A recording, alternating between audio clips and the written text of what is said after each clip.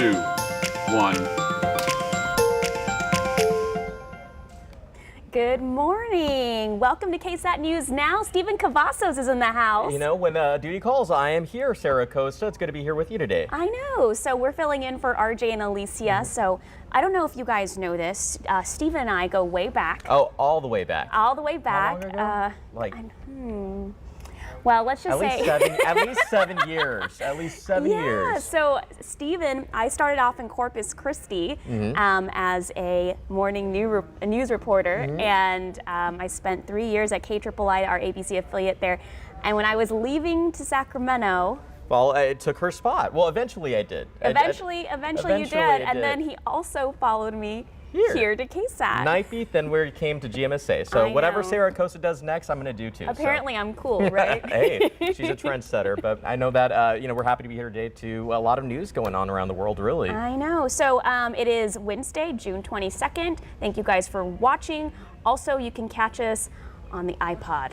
On the podcast? On the podcast, yeah. iPod. Wow, I am dating myself on the iPod. I have an iPod. I don't think they make they stopped. They did, I don't think, yeah. They stopped doing the iPods. Oh my gosh, I sound like I need near retirement. But it is available as a podcast as well. So viewers can listen in if they need to. So listeners, actually. So, but lots of news to get to, though, right? We had a lot. So I woke up this morning with a lot of news notifications, and a lot of them was about this earthquake that happened in Afghanistan. Yeah. Well, what we know is that more than 1,000 dead and at least 1,500 were left injured, and this is changing minute by minute. But we know this all came after a magnitude 5.9 earthquake struck the rural mountains of a region in Afghanistan early Wednesday morning. Now, however, government officials fear that death toll will continue to rise, and as search and rescue efforts are underway. Yeah, it's a really tragic situation. According to the United States Geological Survey, the quake registered at a depth of 10 kilometers. That's 6.2 miles. So the Associated Press says that early footage from villages in the area showed people picking up debris of collapsed stone and their mud brick homes. Just heartbreaking. And we know that the Associated Press also reports that helicopters rushed to the region, but the rescue response may be hindered after several international aid agencies left the country following the Taliban's takeover just 10 months ago. So Afghanistan's deputy minister said in a press conference that the Islamic Emirate will pay the families of victims and those who were injured, but they are calling for humanitarian aid and support from other countries. And again, 1,000 people dead. Yeah. They fear much more. 6.2 miles deep is that magnitude of that quake, of the 5.9 earthquake. You know, what's concerning is that, they fear that number is going to rise as those search and rescue efforts are underway. And, right now world leaders around the world are actually reacting to that. The United States sending their heartfelt condolences to the country. And it's after 10 months ago when the Taliban took over. I mean, that the country's just been in disarray as it is. So I can imagine the amount of just chaos they're dealing with right now. People are still dealing with that, with a lot of that. So we're hopefully going to see some good news at some point. But right now, I think it's going to be a while before we see that. All right, now moving on to the latest in Uvalde. The mayor says Robb Elementary School will be demolished. A couple of weeks ago, the school district superintendent said the building would no longer operate as a school. During yesterday's city council meeting, Mayor McLaughlin said there is no way any student, teacher, or staff would ever set foot in the building again. Now, today's state Senate committee hearings continue in Austin. Yesterday, the head of the Texas Department of Public Safety, Steve McGraw, was in the hot seat much of the day. McGraw says police had enough weapons and ammunition to stop the gunman just 3 minutes after he entered the building. So he addressed the concerns over whether the classroom doors were locked. He demonstrated how the doors work at Robb Elementary and said that the specific door to those conjoined rooms, 111 and 112, where that shooter was located in, was not secured. It had been broken, and the staff put in a request to have it fixed prior to the shooting. Now, McGraw also said that the door was likely unlocked and that the shooter could have been taken down in 3 minutes. Now, he says the only thing stopping an officer from reaching him was District Police Chief Pete Arredondo. McGraw criticized his decision for most of the testimony and called the response an abject failure Arredondo has still not made any public statements. Now, today, the Senate committee will focus on mental health and firearm safety during their session. This as Senate Democrats continue to push Governor Greg Abbott to call for a special session. I know it's very tough to kind of keep up with what's the latest, and every time we get an update, some information has changed. I can imagine the frustration, the community, the parents. We have a great timeline of events on KSAT.com. And it is obviously it really just helps you keep it all in, organized. As you said, it's changing minute by minute for people that are wanting to get that information, and obviously the families of these victims just want some closure, but it is going to be a while, I think, before they get any answers as well. Absolutely. Okay, moving on. The U.S. is on the cusp of getting its first new gun safety law in years. A vote late last night sets up the bill to potentially pass the Senate this week. Now, the bill also includes enhanced background checks for gun buyers under the age of 21. It closes loopholes to prevent people convicted of domestic violence from owning guns. And it provides $15 billion in funding for states to implement programs aimed at addressing gun violence and bolstering school security and mental health programs. Now, regardless, the House and President have shown support for the new gun bill. That means the Senate filibuster vote will likely determine whether it becomes law. Keeping an eye on that as it develops. Also, staying in Washington, D.C., Republican Representative Mayra Flores of South Texas became the first Mexican-born woman to be sworn in Congress. Now, Flores won a special election in Texas' 34th congressional district earlier this month to fill a seat vacated by the former Democratic Representative Filemon Vela. Now, the district stretches from Gonzales County all the way down to parts of Corpus Christi and Brownsville. That's home for both of us. Yes. The first time a congressional seat has changed parties since the 2020 election.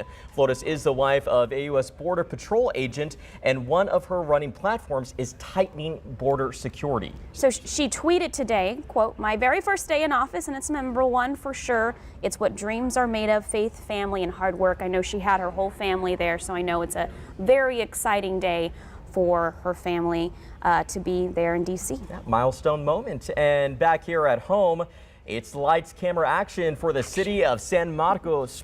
Lights. On June 7th, the Hay County Commissioners Court and City of San Marcos approved incentive agreements for an 820,000 square foot state-of-the-art motion picture studio facility. This is a huge project. It's going to include 12 sound stages, 4 workshops, backlots, production offices, commercial spaces. In addition, the project will also include a screening theater and a full-service restaurant. It's a long list there, but Hill Country Studios, which is a subsidiary of the Hill Country Group LLC, wants to get this done on 75 acres of a 209 acre plot in 3 phases. That's starting in 2023. Now, according to council documents, everything should be completed by 2025. That's a quick build. Yeah. And I was talking to Stephen about this earlier. So they're hoping, this Hill Country Productions company is hoping to get the attention of those big 5 major studios like Warner Brothers and Disney and Paramount and Universal. Talk about the streaming services as well. And like Netflix. And they said their reason why they decided to come to that area in San Marcos because they can pool a lot of resources and talent from Austin and right here in San Antonio. That's not far from home at all. And one of the things, as we were talking about, is the beauty of San Marcos in that area and what it has to offer. So we know studios would love to capture all of that. Yeah, they're like hoping to use take advantage of the Hill Country. Yeah. Definitely is beautiful up there. We were talking about one of our guys, Ralph, in production. He's a grip, and I'm sure that they would love to use Ralph up there. You know what? They're going to be offering really big commercials and lots of jobs for lots of people, definitely. Awesome. Okay, second day of summer, even though we've been in summer. Yes. I wish I had a fan. I was out at the zoo earlier for a shoot, Sarah, and like my hair, my makeup, it was just melted within minutes. Yes, it was nice. It was nice. A melty forecast. Melty. Have you even seen the reels of people walking their dogs? They start off with great hair, then they come back just drenched. Story of my life. Yeah. Yep, guys, we're probably going to have another triple-digit day today. Today would be 19 100-degree days. We've had the most 100-degree days this early in June ever on record. And although there are some puffy cumulus clouds out there, I love this satellite picture because you can see each individual cloud. It's already 87 degrees in San Antonio. We're likely going to be in the 90s as early as lunch. And much like yesterday, we could have a Brief shower. I was one of the lucky ones, one of the 10% yesterday that got a brief shower. And that's going to be possible after 3 p.m. But generally, it's just going to be another hot one. High temperature of 100 degrees right around 5 o'clock this afternoon. And winds will be from the southeast at 5 to 15 miles per hour. And then throughout the evening, it'll be in the 80s. So it's going to be another hot day for us. Here's the deal, though. Today, late tonight, we're also going to see some Saharan dust return, and that'll be a factor tomorrow. We'll have a moderate plume of Saharan dust in the air. The air quality will probably be unhealthy for those who are sensitive to the Saharan dust. But by the weekend, we won't have any of that plume in the air. Speaking of the weekend, look at these temperatures, 101, 102 over the weekend. But there is some hope, guys.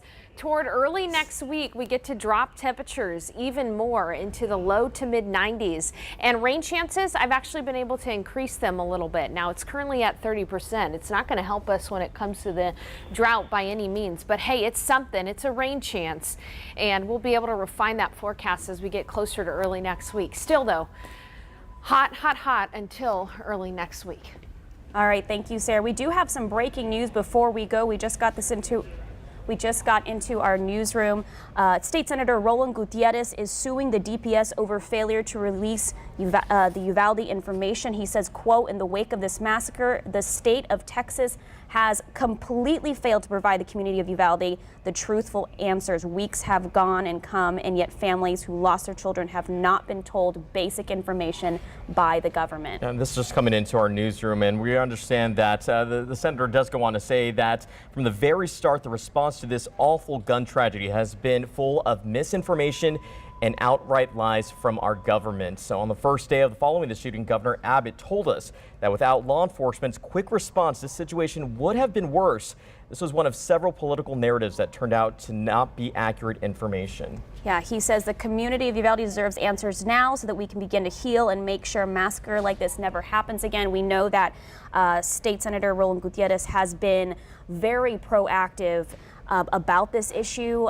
He's done a lot. He did an extensive interview with Steve Spriester when we were out there covering this horrible event. Honestly, this really doesn't surprise me. He's just been he's been pressing Governor Abbott for those answers. And DPS for this answer. So I guess this is his next step in trying to get the information for the families. And it's like you said, the information is changing almost by the minute, and it has been really. And that information, of course, that timeline is always updated at KSAT.com, so you can look for all of that information there as well. All right, Stephen. Well, this was fun. Do we have any comments on the Facebook live stream that we need to check it out? So I'm going to have to refresh our page here. Looks like we may not. Looks like we may not. But I think the thing is, obviously the news, we're going to have everybody updated at KSAT.com. There's obviously a lot of stuff that's going to be taking place, especially at noon. We know that the Northeast Side murder investigation will be taking place. We're going to have some updates on that coming up at noon. And we're going to also have the Biden pushes for gas tax holiday and get empowered by an inclusive hiking group. I'm interested to see what that is. Well, in this heat, it's definitely going to be a challenge for a lot of people, but I think it's good to get outdoors either way. Thank you, Stephen. This was so much fun. It's always fun when you get a anchor a show with your friend. We're going to do it all again, I think, Friday morning too. So we're going to, We'll be together on Friday. We'll be together on Friday. All right. Lots to look forward to, guys. Thank you. See you tomorrow at 11. See you tomorrow at 11, guys.